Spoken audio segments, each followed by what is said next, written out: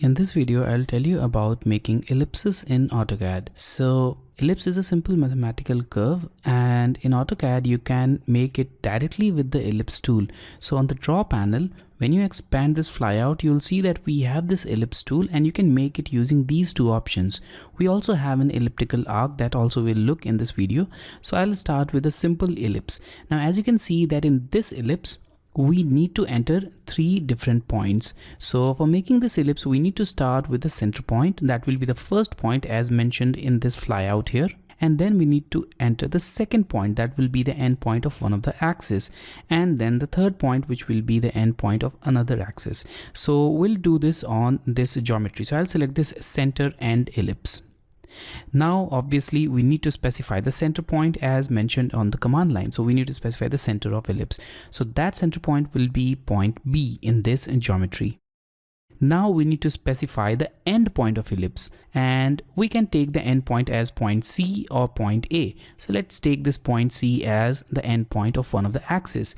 And now you'll notice that our ellipse is changing shape along with the cursor, and you can simply specify the next endpoint of the minor or major axis. So here we can specify the next endpoint of the axis as this point, or we can also specify this point as the axis endpoint.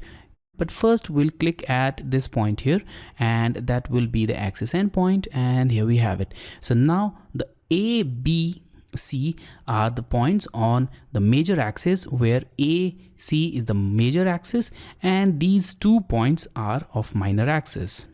Now if major axis and minor axis have equal length, then that will make a simple circle.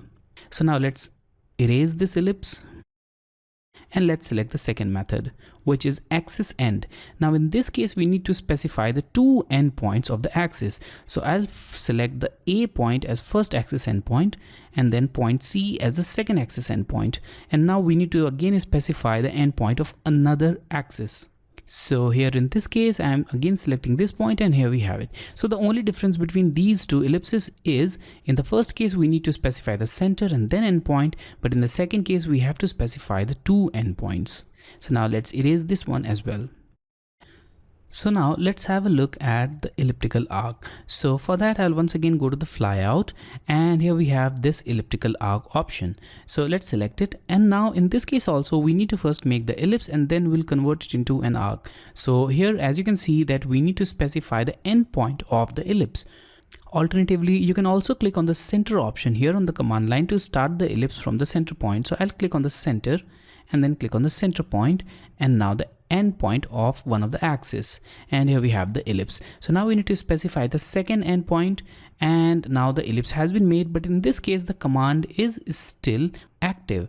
And now you need to start the angle for elliptical arc. So click anywhere in the drawing area, and that will be the starting point for our elliptical arc. And as you can see that now our elliptical arc is being made from that point, and now you can click at any other point to end the elliptical arc, or you can also add the included angle directly on the command line. So I'll simply click here, and here we have it, the elliptical arc, which is simply a part of this complete ellipse. So in this way we can make ellipses and elliptical arc in Autocad.